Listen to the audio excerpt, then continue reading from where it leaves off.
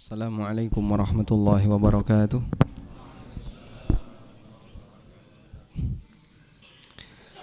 Alhamdulillahi rabbil alamin.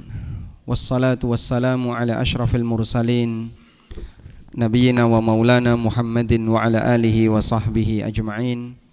Wa ashhadu an la ilaha illallah wahdahu la syarikalah. Wa ashhadu anna Muhammadan abduhu wa rasuluh. Salawatu rabbi wa salamu alaihi wa ala alihi wa ashabihi wa man sara ala nahjihi wastanna bi sunnatihi ila yaumiddin. Alhamdulillah, puji syukur kita haturkan kehadirat Allah. Malam ini untuk pertama kalinya saya bisa mengisi di Masjid Jamilur Rahman. Dan insyaallah kita mau mengangkat tema fikih ikhtilaf. Panduan ketika kita berbeda pendapat. Sebelumnya saya bercerita terlebih dahulu. Ada sebuah buku yang ditulis oleh Asy-Syatibi rahimahullah. Judulnya Al-Muwaffaqat. Buku itu boleh kita sebut seperti memberi gambaran rambu-rambu dalam beragama. Jadi kalau kita membuat ilustrasi, orang beragama itu seperti melakukan sebuah perjalanan panjang. Ada banyak sekali rambu yang akan dia jumpai. Ada rambu belok kanan, belok kiri, rambu berhenti, rambu parkir, rambu dilarang stop, dan seterusnya. Seorang pengendara akan bisa selamat sampai tujuan dengan baik ketika dia mentaati semua rambu itu. Rambu-rambu itulah gambaran yang diberikan oleh Asy-Syatibi dalam Al-Muwaffaqat untuk diketahui oleh seorang muslim ketika dia beragama. Rambu apa saja itu? Misalnya dalam beragama kita mengenal ada dalil, kita mengenal ada madhab, kita mengenal ada ikhtilaf, ada istilah fatwa, ada istilah taklid, ada istilah apalagi pendapat, dan seterusnya. Sehingga ketika seorang muslim beragama, dia akan menjumpai semua istilah itu. Maka dia harus punya gambaran istilah-istilah itu sebenarnya apa dan bagaimana cara kita menyikapinya. Nah, selesai saya membaca, saya tidak punya kitab Al-Muwaffaqat. Yang saya punya Tahdzib Al-Muwaffaqat karya Dr. Muhammad Al-Jizani. Saya merasa ini penting untuk disampaikan kepada kaum muslimin dengan bahasa yang lebih gampang untuk dicerna.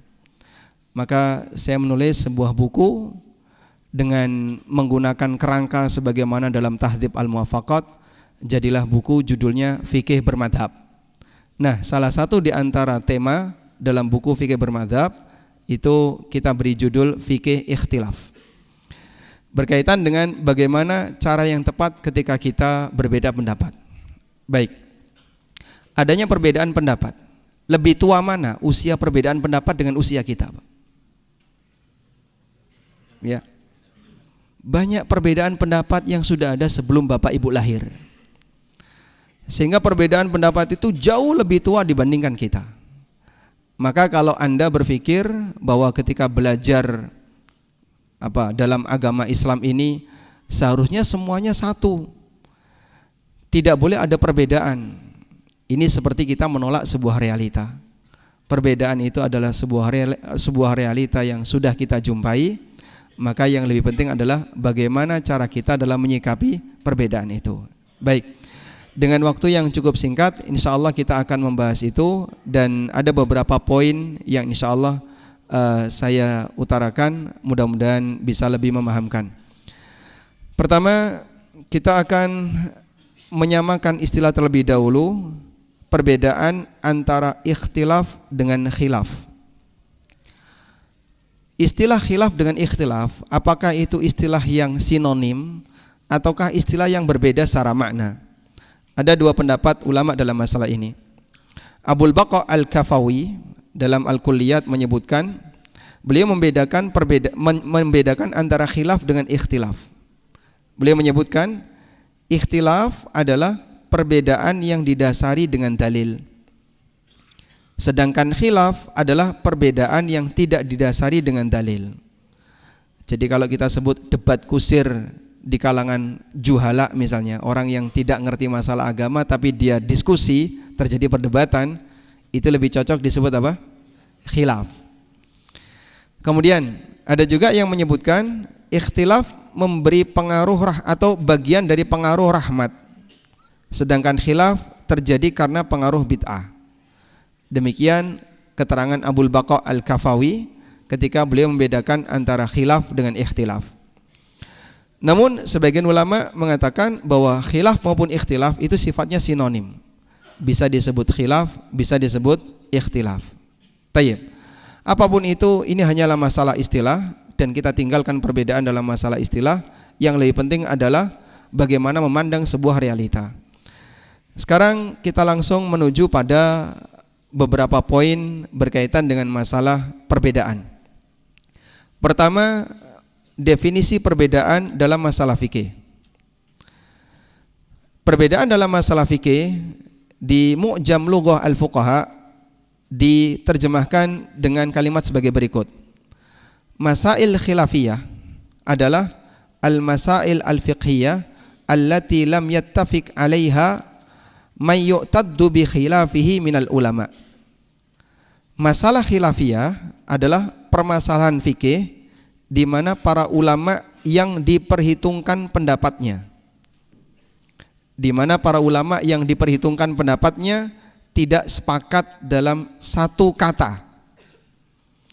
Berarti kalau dia tidak termasuk ulama yang diperhitungkan pendapatnya, ketika dia beda, maka tidak dianggap masuk dalam masail khilafiyah. Sehingga misalnya semua ulama Ahlussunnah sepakat bahwa ini hukumnya haram. Lalu tiba-tiba ada tokoh Syiah yang bicara hukumnya halal. Kira-kira boleh nggak kita sebut sebagai masail khilafiyah? Tidak. Kenapa? Karena pendapat yang kedua ini la yu'taddu biqaulihi. Pendapatnya tidak dianggap. Berdasarkan definisi di atas, kita bisa membuat batasan. Apa sih yang dimaksud dengan masalah khilafiyah? Batasan yang pertama adalah tidak adanya kesepakatan ulama. Artinya jika sudah ada kesepakatan, jika sudah ada ijma, maka adanya perbedaan hukumnya dilarang. Saya ulang ya.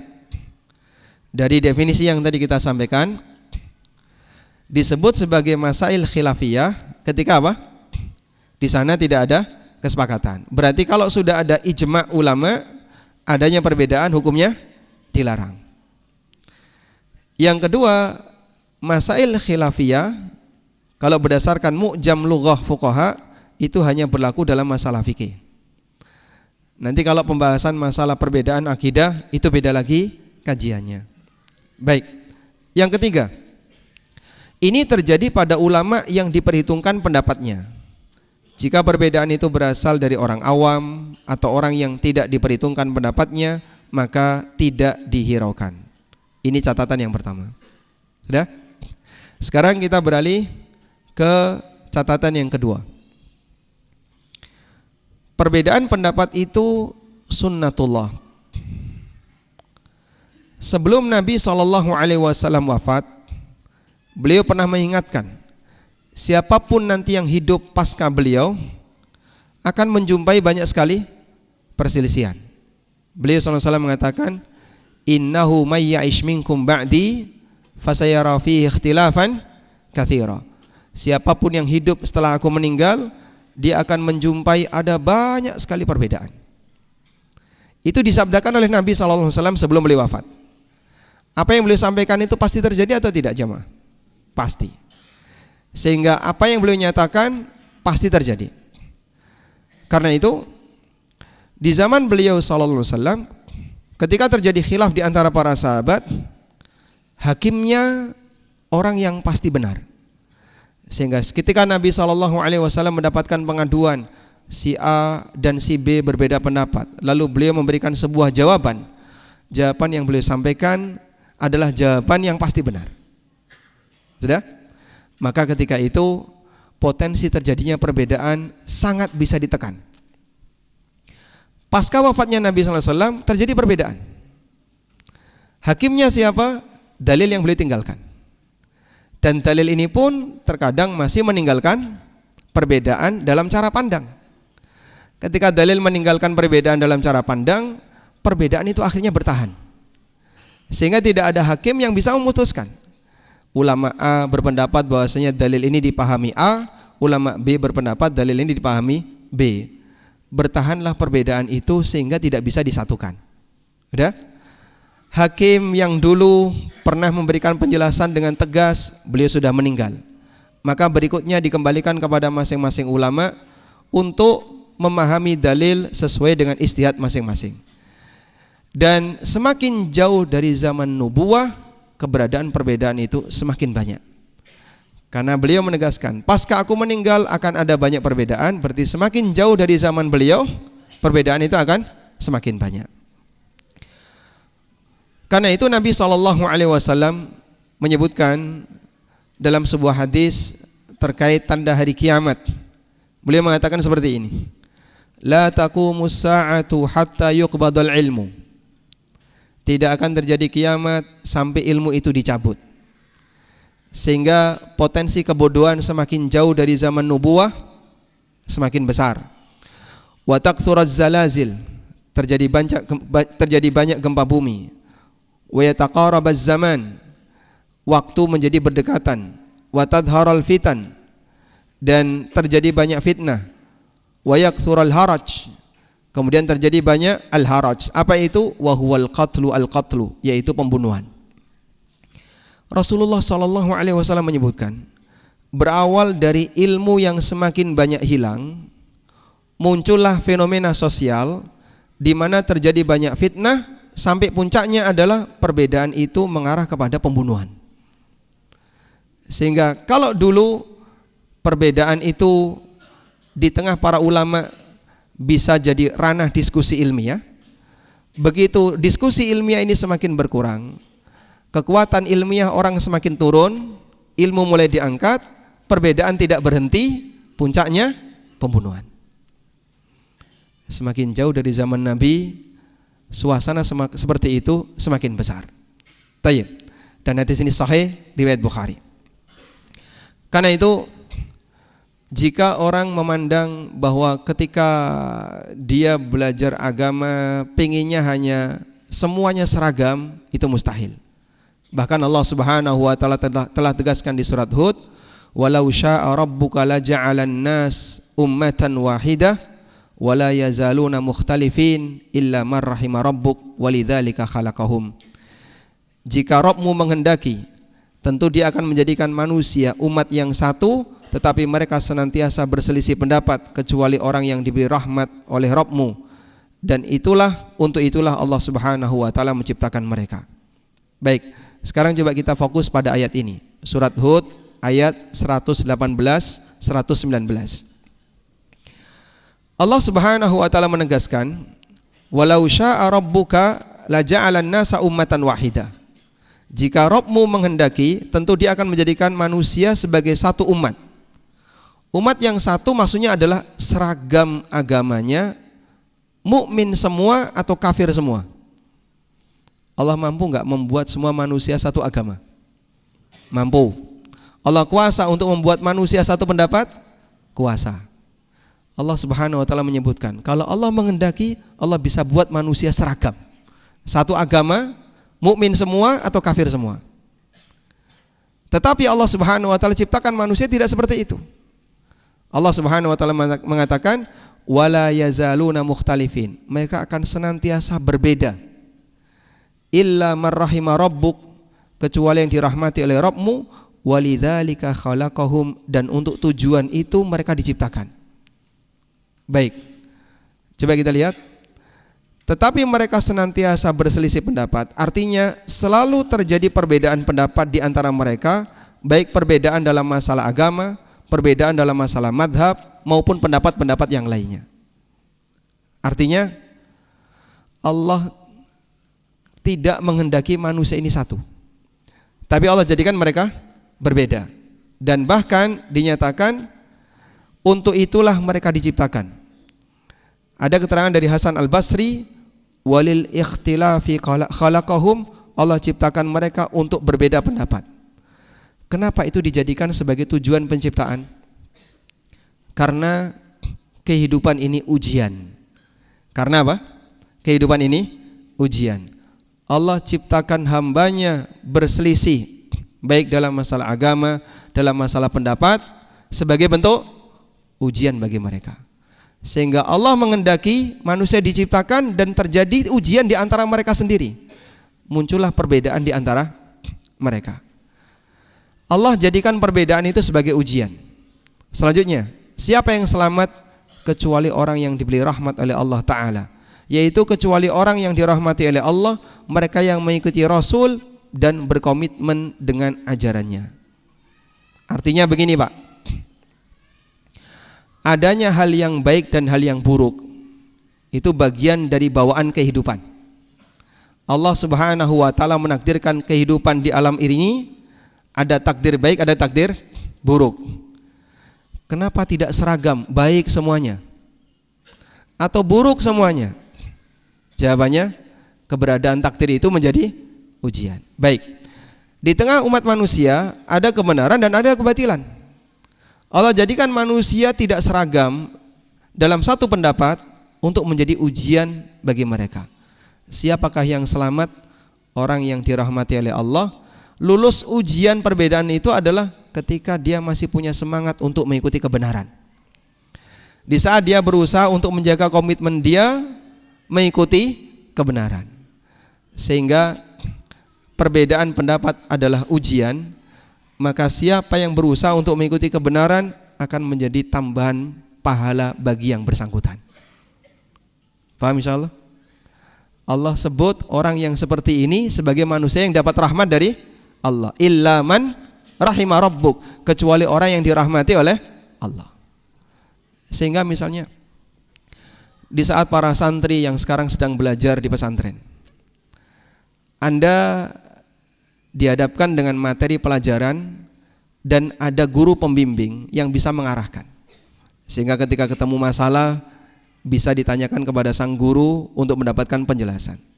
Baik, saat santri belajar di pesantren, dia sedang belajar kondisi ideal, sehingga tauhidnya tauhid yang ideal, pembahasan masalah akidah yang ideal, pembahasan masalah fikih yang ideal, yang lurus-lurus.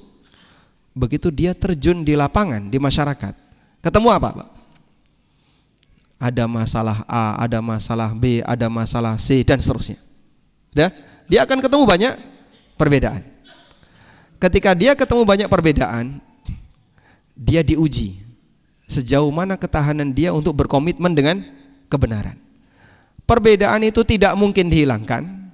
Itu bagian dari sunnatullah, di mana Allah ciptakan manusia seperti itu, dan itu menjadi ujian bagi kamu.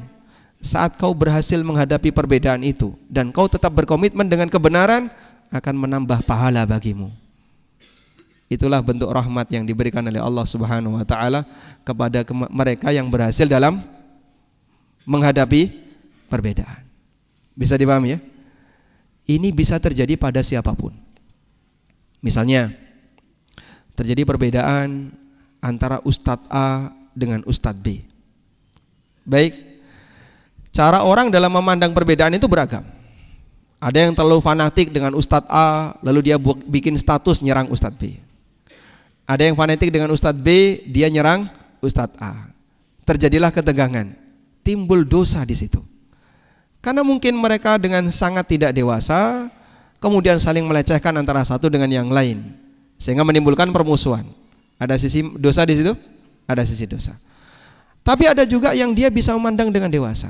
Baik, saya paham ini terjadi perbedaan, dan saya tahu dari dua perbedaan ini mana yang kira-kira lebih mendekati kebenaran. Tapi saya tetap menghormati beliau sebagai guru saya, walaupun berbeda dengan guru saya yang lain. Ketika saya mengambil pendapat Ustadz A, bukan berarti saya harus menghina Ustadz B. Dia bisa menyikapi perbedaan itu dengan benar. Itulah orang yang dirahmati oleh Allah. Jadi terjadi pada siapapun di saat dia bersinggungan dengan yang lain. Karena itu Allah Subhanahu wa Ta'ala tegaskan dalam Al-Quran bahwa Allah jadikan salah satu manusia sebagai sumber fitnah bagi manusia yang lain. Wa kadzalika ja'alnakum, gimana ayatnya? Allah Subhanahu wa taala jadikan ba'dakum li ba'din fitnatan atasbirun. Sebagian kalian menjadi fitnah bagi yang lain sejauh mana kalian bersabar. Baik. Setelah memahami keterangan di atas, kita bisa membuat beberapa kesimpulan berikut ini. 1. Adanya perbedaan di tengah umat manusia merupakan sunnatullah yang pasti terjadi, sehingga tidak bisa dihindari. Ada fenomena mereka yang baru belajar agama. Beberapa teman-teman yang ketika dia tertarik untuk belajar agama lebih dekat, lalu dia ikut kajian. Saat ikut kajian, dia menghadapi masalah Ustadz A beda pendapat dengan Ustadz B. Akhirnya dia berpikir, dulu sebelum saya ikut kajian gak ada seperti ini, saling beda pendapat seperti ini. Terus yang terjadi gimana? Mutung. Udahlah, daripada saya nanti belajar agama ketemu banyak perbedaan, tak tinggal saja. Maka dia mutung, tidak mau belajar agama, tidak mau hadir di kajian, karena memandang adanya perbedaan ini masalah bagi dia. Akhirnya dia tinggalkan. Maka yang mereka sudah hijrah gak jadi hijrah. Dia gagal memandang ini. Perbedaan itu sunnatullah yang tidak mungkin dihilangkan. Kalau kamu pengen menghilangkan itu mustahil, sebab itu realita yang tidak mungkin dihilangkan. Yang kedua, menyatukan manusia dalam satu agama, apalagi satu madhab atau satu pendapat, tidak mungkin bisa dilakukan. Sehingga kalau ada misalnya, saya akan melakukan upaya pendekatan, gimana caranya biar semua madhab ini jadi satu, tidak saling menyalahkan. Ini upaya yang mustahil dilakukan. Paham ya? Sehingga misalnya ada orang ingin jadi pahlawan di tengah umat. Ini kan terjadi perbedaan antara dua ormas misalnya, ormas A dan ormas B. Terus dia berjuang gimana caranya biar dilakukan takrib antara ormas A dengan ormas B.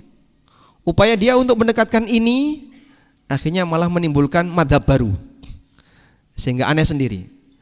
Dia kaki satunya ada di ormas A, kaki sebelahnya ada di ormas B. Gak mungkin bisa terjadi. Menyatukan dua pendapat yang berbeda itu mustahil. Baik, seperti upaya yang dilakukan oleh sebagian orang untuk melakukan takrib antara ahlu sunnah dengan syiah, itu malah melahirkan satu sekte baru. Sehingga beberapa orang pergerakan yang dia melihat kenapa kaum muslimin jadi lemah dan tidak bisa melawan orang Yahudi, salah satu di antara masalah yang mereka simpulkan adalah karena mereka beda pendapat. Ada Sunni, ada Syiah misalnya. Lalu dilakukanlah takrib. Tapi yang terjadi apa? Upaya takrib itu, pendekatan itu justru banyak merugikan Ahlussunnah. Sehingga banyak Ahlussunnah yang jadi bias dalam memandang Syiah. Yang dulu Ahlussunnah sepakat Syiah ini adalah kelompok yang menyimpang. Tapi karena proses takrib tadi, akhirnya sebagian di antara orang-orang yang dia sudah berada di Ahlussunnah memandang Syiah ini abu-abu, bukan lagi menyimpang. Jadinya proses takrib tadi justru menimbulkan syubhat baru.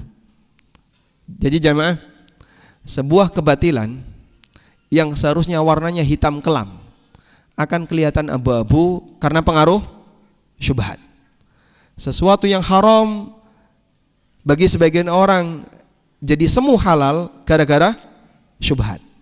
Maka bahaya syubhat itu bisa menggeser keyakinan, bisa menggeser ideologi yang sebelumnya yakin jadi ragu. Karena itulah kenapa kita diperintahkan untuk menghindari syubhat. Sebab syubhat itu bisa menggeser sesuatu yang awalnya meyakinkan jadi meragukan. Baik. Catatan yang ketiga, keberadaan perbedaan pendapat adalah masalah kauni, takdir yang Allah tetapkan di alam ini. Artinya masalah ini tidak bisa dijadikan sebagai alasan atau pembenar untuk perbedaan pendapat, karena Nabi SAW hanya menyebutkan kejadian akhir zaman, bukan membenarkan kejadian di akhir zaman. Jadi maksud di catatan yang ketiga ini adalah Kalau perbedaan pendapat itu sunnatullah, berarti keberadaan beda pendapat itu benar semua. Kalimat ini salah atau benar? Salah. Loh, kenapa? Bukankah Nabi SAW menyebutkan setelah beliau wafat akan terjadi banyak perbedaan? Berarti ketika itu terjadi kan sudah atas apa yang beliau sabdakan. Maka kita sampaikan, beliau menjelaskan realita, bukan membenarkan realita. Beliau sedang menjelaskan keberadaan realita di akhir zaman, bukan membenarkan realita. Sebagai contoh, ada sebagian orang yang menganggap riba itu tidak masalah, dengan alasan Nabi SAW pernah menyebutkan, besok di akhir zaman riba akan merajalela di mana-mana, sehingga orang yang berusaha untuk menghindari riba akan terkena debunya riba. Ya kan, berarti percuma saja kita menghindar, toh nanti juga akan terkena debunya riba. Apakah hadis ini membenarkan praktek riba? Bukan. Tapi hadis ini menjelaskan apa?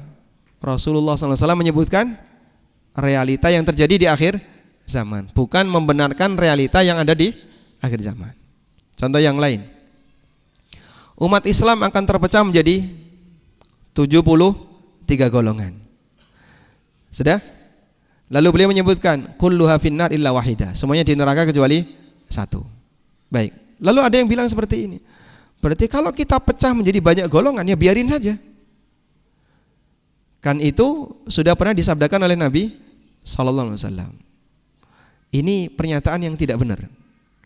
Karena beliau menyebutkan realita yang akan terjadi di akhir zaman, bukan membenarkan realita yang terjadi di akhir zaman. Paham insyaallah? Baik. Selanjutnya,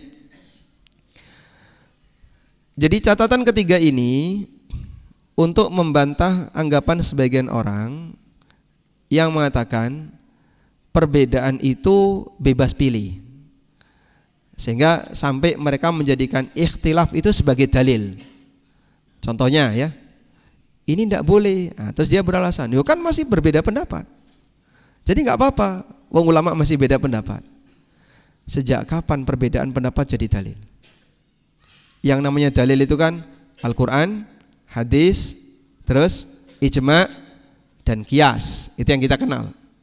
Tambah satu lagi, ikhtilaf. Dan ini jelas menambahkan dalil yang bukan dalil. Tidak ada ceritanya bahwasanya ikhtilaf adalah dalil. Baik, selanjutnya,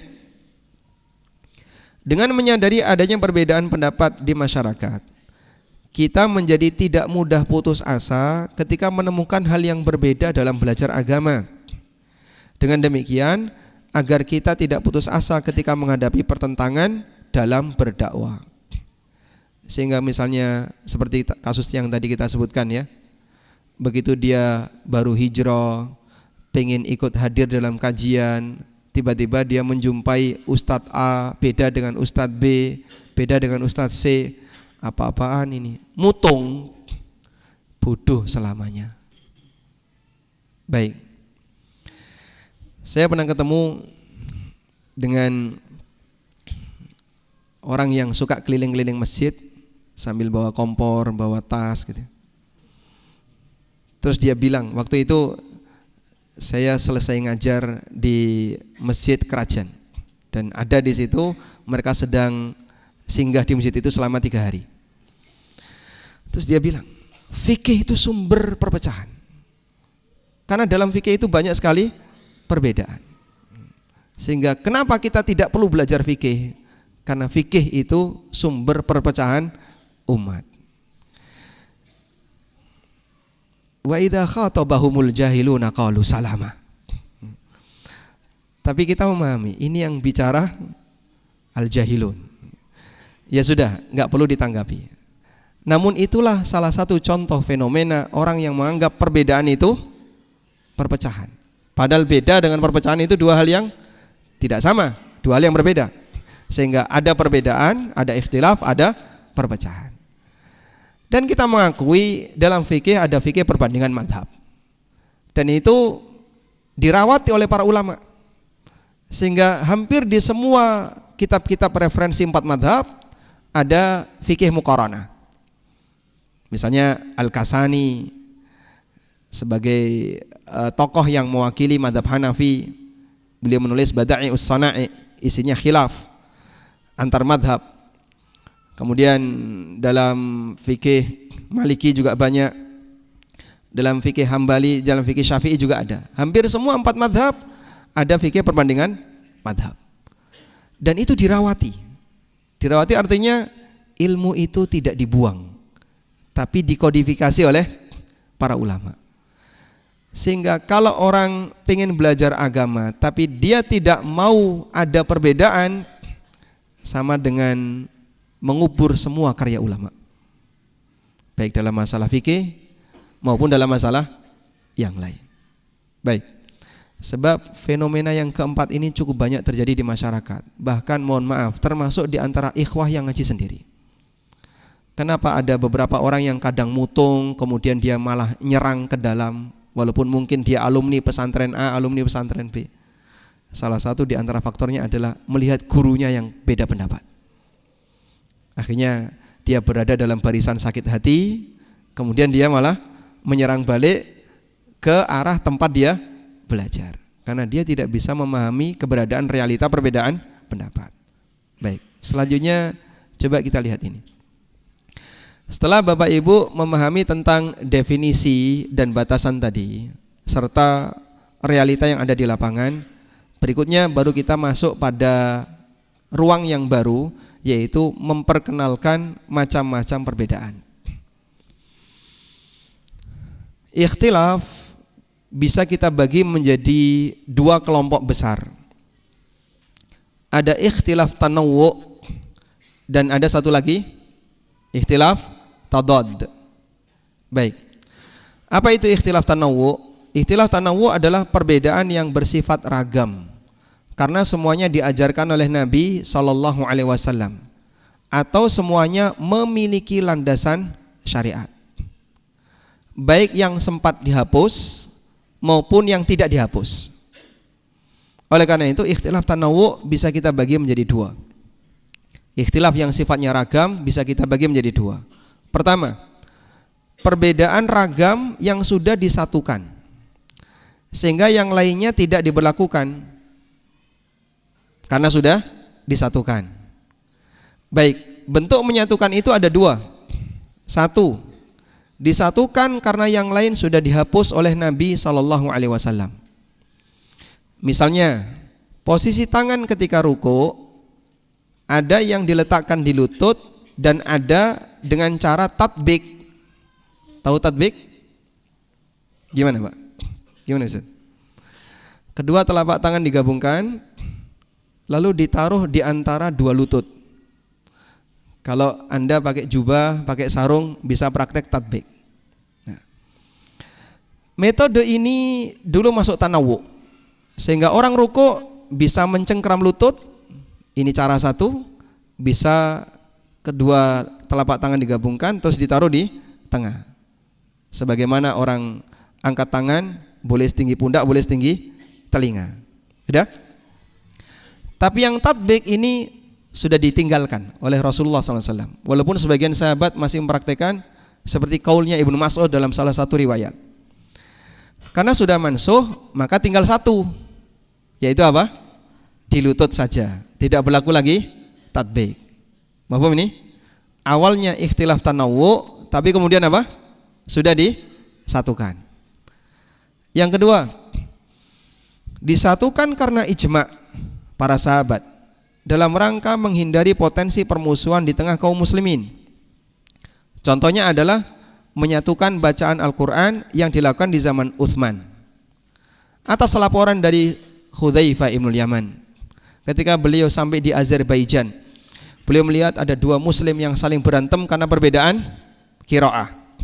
Akhirnya sahabat Hudzaifah mengusulkan kepada Utsman agar disatukan qiraahnya, sehingga Al-Quran diturunkan kepada Nabi SAW ala sab'ati ahruf, dengan 7 ahruf.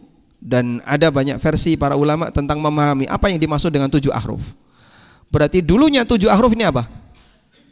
Ikhtilaf tanawwu'. Bapak boleh baca versi 1, versi 2, versi 3 sampai versi yang ke-7. Tapi begitu di zaman Utsman disepakati, ditinggalkan semuanya, difokuskan pada satu versi. Apa tujuan Utsman? Menghindari potensi perpecahan di tengah umat. Sudah? Sehingga ketika sudah disatukan seperti ini, berdasarkan ijma, maka kaum muslimin dia baca dengan satu qaul ini. Yang lain sudah tidak berlaku. Tapi Pak, kok masih ada qiraah sab'ah, qiraah asyra, itu apa? Ada banyak pendekatan tentang masalah ini. Apakah itu bagian dari 7 ahruf yang masih tersisa di sudut-sudut dunia yang belum sempat dihapuskan oleh Utsman? Ataukah itu sebenarnya satu qaul tapi ada banyak ragam baca? Ada khilaf di antara para ulama. Namun kita mengambil pelajaran dari sini bahwa ketika ada sebuah perbedaan yang sudah disatukan, seharusnya kaum muslimin gimana? Dia berada di posisi ketika sudah disatukan. Waktu kita terbatas, sementara materinya cukup banyak. Jadi mungkin saya nanti selesai hanya di posisi penekanan tentang macam-macam ikhtilaf ya. Setidaknya dengan tahu peta kita bisa memahami cara menyikapi. Ya, ibaratnya begini ya. Ada banyak orang di sini. Bagaimana cara kamu menyikapi orang ini? Langkah pertama apa? Dipetakan dulu kan? Dipetakan dulu. Kira-kira mana yang bisa ditoleransi, mana yang tidak bisa ditoleransi. Baik. Pembicaraan terakhir kita di mana tadi? Ikhtilaf tanawwu. Jadi ikhtilaf tanawwu ada berapa tadi? Ada 2. Yang pertama apa Pak? Yang sudah disatukan.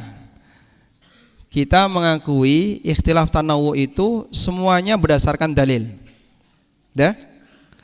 Namun ada yang disatukan.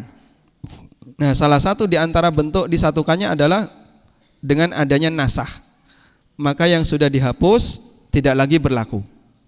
Baik. Berikutnya, ada ikhtilaf tanawwu yang masih diberlakukan. Contohnya perbedaan berkaitan dengan beberapa bacaan dalam redaksi salat. Ada redaksi versi A, redaksi versi B, dan seterusnya. Misal ya, ketika doa iftitah ada berapa redaksi? Ada banyak. Nah, untuk ikhtilaf tanawwu yang masih diberlakukan, sikap yang tepat bagaimana jamaah? Hafalkan semuanya, kemudian Anda amalkan secara bergantian. Apa manfaatnya? Manfaatnya satu, kita bisa mengikuti semua sunnah Nabi SAW. Yang kedua, melestarikan sunnah beliau agar tidak hilang. Sehingga kalau hanya dipelajari salah satu, sementara yang lain tidak pernah dipelajari, maka lambat laun akan hilang. Walhamdulillah, dalam sholat misalnya kita bisa jadikan sebagai contoh.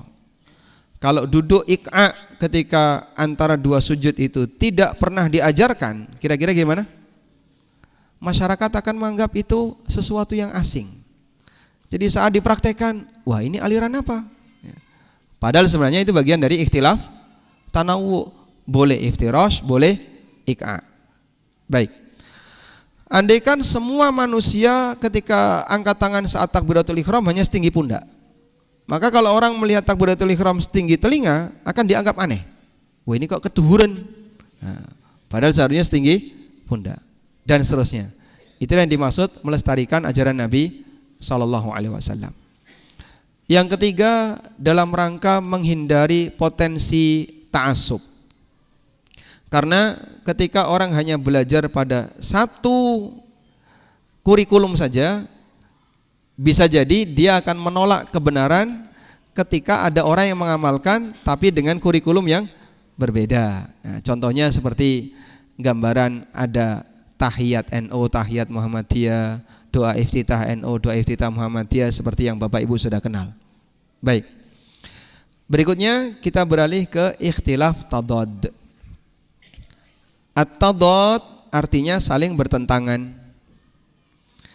Sehingga ikhtilaf tadad adalah bentuk ikhtilaf yang terjadi karena perbedaan di tengah umat. Artinya perbedaan ini bukan diajarkan oleh Nabi sallallahu alaihi wasallam, tetapi muncul di tengah umat beliau sallallahu alaihi wasallam. Ada banyak sebab kenapa terjadi ikhtilaf tadad. Ada banyak sebab kenapa terjadi ikhtilaf tadad. Sebagai konsekuensinya, dalam perbedaan ini hanya ada satu pendapat yang benar, sementara yang lain tidak benar.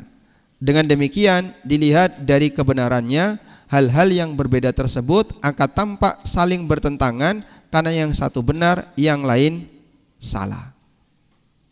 Bisa dipahami insyaallah? Baik. Selanjutnya, ikhtilaf tadad ada dua. Satu, ikhtilaf tadad yang terjadi karena berangkat dari semangat mengikuti kebenaran.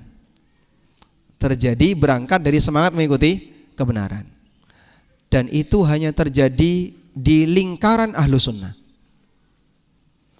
Karena kalau sudah di luar lingkaran ahlu sunnah, yang mereka disebut dengan ahlul ahwa, pengikut hawa nafsu, sudah gak masuk dalam lingkaran ini. Nah, untuk ikhtilaf tadad jenis yang pertama ini disebut oleh para ulama dengan ikhtilaf ijtihadiyah. Itu pun terbagi menjadi dua. Pertama, ada yang mu'tabar, artinya yang diperhitungkan. Dan yang kedua, ada yang ghair mu'tabar, yang tidak diperhitungkan, walaupun terjadi dalam lingkaran ulama ahlu sunnah. Sudah? Bagaimana batasannya? Ini ada keterangan Imam Syafi'i. Kata beliau, famal ikhtilaful muharram, seperti apa contoh ikhtilaf yang haram? Qultu, aku sampaikan, kullu ma aqamallahu bihil hujjata fi kitabihi, semua masalah yang telah Allah jelaskan dalam kitabnya, au ala lisani nabihi, atau melalui lisan nabinya sallallahu alaihi wasallam, mansuson bayyinan, dengan teks yang jelas, nas yang jelas, lam yahillal ikhtilafu fihi liman alima, maka tidak halal untuk berbeda dalam masalah ini bagi siapa yang sudah tahu dalilnya. Sudah? Kemudian beliau menyebutkan ikhtilaf yang mu'tabar. Wa ma kana min dzalika yahtamilu ta'wil, namun jika dalil itu masih memungkinkan untuk ditakwil, wa yudraku qiyasan, atau masalah yang bisa dipahami berdasarkan qiyas, fadhahabal muta'awwil awil qais ila ma'nan yahtamiluhul khabar awil qiyas, kemudian ulama yang melakukan takwil tadi atau ulama yang menggunakan metode qiyas tadi mengambil pendapat yang berbeda dengan ulama yang lain.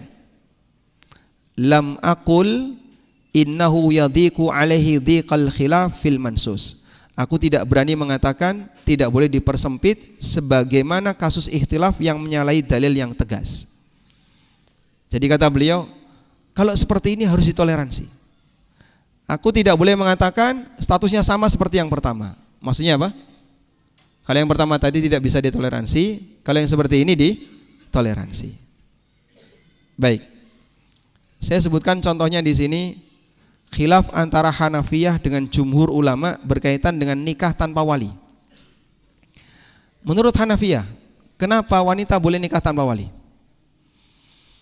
Dalil utama mereka adalah qiyas. Ceritanya begini. Kalau seorang wanita punya duit, lalu dia beli barang, perlu izin wali enggak? Ibu-ibu ya, punya duit, lalu dia beli barang, perlu izin wali atau tidak? Hah? Tidak. Kenapa tidak? Dia punya kebebasan untuk menggunakan hartanya tanpa harus izin kepada walinya. Sudah?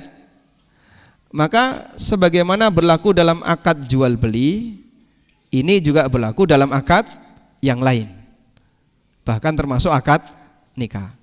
Maka wanita yang merdeka, yang rasyid, akilah, yang rasyidah, akilah, yang dia sudah dewasa dan berakal, dia punya hak untuk menentukan pilihannya. Di saat itulah dia boleh nikah tanpa wali. Sudah? Tapi kias seperti ini fasidul i'tibar, kias yang salah. Kenapa? Yukhalifu al-mansus, karena dia bertentangan dengan dalil nas, di mana Nabi SAW mengatakan la nikaha illa biwaliyin wa syahidai adlin, tidak sah nikah kecuali dengan wali. Baik, sehingga memang khilaf ini terjadi di lingkungan ulama Ahlussunnah, tapi yang satu terlalu jauh dari dalil, sehingga masuk ikhtilaf apa? Tadad yang ghair mu'tabar. Sudah? Yang kedua, ada perbedaan yang berangkat dari pemikiran yang menyimpang. Itulah perbedaan yang berangkat dari akidah dan keyakinan yang menyimpang, disebabkan karena syubhat dan racun pemikiran. Nah, seperti perbedaan antara Ahlussunnah dengan Syiah, dengan Khawarij, dengan Mu'tazilah dan seterusnya. Nikah mut'ah itu ibadah ataukah zina? Ada khilaf antara siapa? Ahlussunnah dengan Syiah. Bagi Syiah nikah mut'ah itu apa, Pak? Ibadah, berpahala. Bagi Ahlussunnah itu zina. Baik. Memang dalam masalah halal haram, tapi ini masuk kategori khilaf yang berangkat dari mana? Pemikiran yang menyimpang. Sudah? Jadi kalau boleh kita simpulkan seperti ini ya. Khilaf dibagi menjadi dua garis besar. Yang pertama tadi tanawwu. Yang pertama tanawwu. Tanawwu dibagi menjadi berapa? Dua. Yang pertama apa? Yang disatukan. Yang kedua diberlakukan. Begini ya. Nah, penyatuan ini ada banyak macam. Ada yang disatukan dengan metode nasakh, ada yang melalui ijma. Sudah? Kalau sudah dinasakh, kita mengakui semuanya benar, datang dari dalil, makanya masuk kategori ikhtilaf tanawwu. Ya, contoh sederhana, Taurat, Zabur, Injil, 3 kitab ini benar atau salah? Hah? Benar, semuanya wahyu Allah. Makanya Allah banyak membela 3 kitab ini. Musaddiqan lima baina yadayhi minal kitab. Al-Quran itu membenarkan kitab-kitab sebelumnya, sehingga kitab-kitab sebelumnya benar, tapi sudah tidak diberlakukan. Tetap kita akui kebenarannya, datang dari Allah, tapi sudah dinasah dengan Al-Quran. Kemudian ada ikhtilaf tanawwu yang disatukan dengan ijma. Kalau sudah disatukan dengan ijma, maka yang lain tidak berlaku. Kemudian ada yang masih diberlakukan. Dan tadi tugas kita untuk ikhtilaf tanawwu yang masih diberlakukan, tugasnya apa, Pak?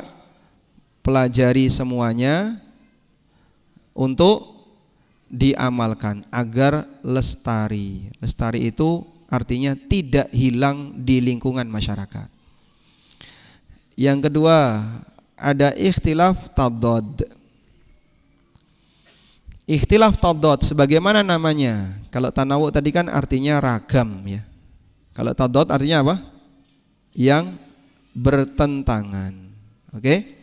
Nah, ikhtilaf tadad ada 2.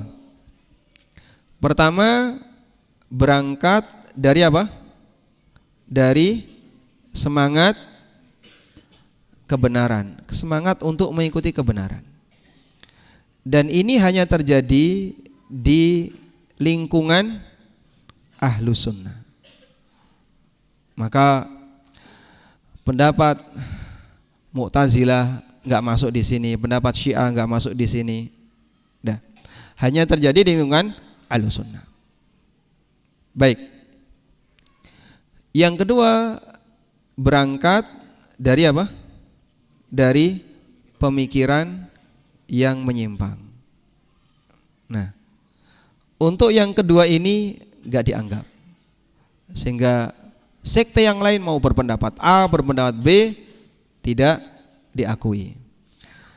Nah, untuk ikhtilaf yang pertama tadi, yang berangkat dari semangat mengikuti kebenaran dibagi menjadi dua. Pertama apa tadi? Mu'tabar, yang diakui. Yang kedua, ghair mu'tabar. Kapan ikhtilaf itu ghair mu'tabar? Ketika pendapat yang satunya terlalu jauh dari dalil.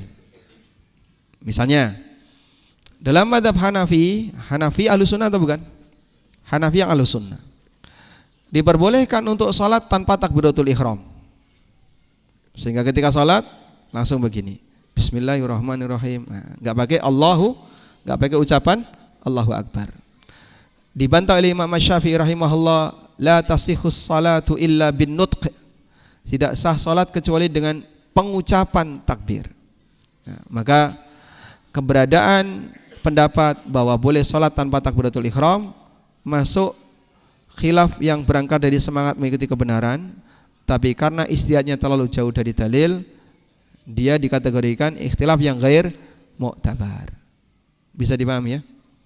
Pertanyaan, jika ada seorang janda menawarkan diri kepada seorang ikhwan di Jamilur Rahman untuk dinikahi tanpa wali dengan alasan saya penganut mazhab Hanafi, boleh atau tidak? Jadi tugas ya. Dijawab kapan, Mbak? Nanti silakan distorkan ke ustadz yang lain. Wallahu alam. Cukup insyaallah. Baik, insyaallah tidak ada tanya jawab. Mudah-mudahan kita bisa membaca lanjutan dari catatan-catatan ini. Demikian, wassallallahu ala nabiyyina Muhammadin wa ala alihi wa sahbihi wasallam, wa akhiru da'wana anil hamdulillahi rabbil alamin. Wassalamualaikum warahmatullahi wabarakatuh.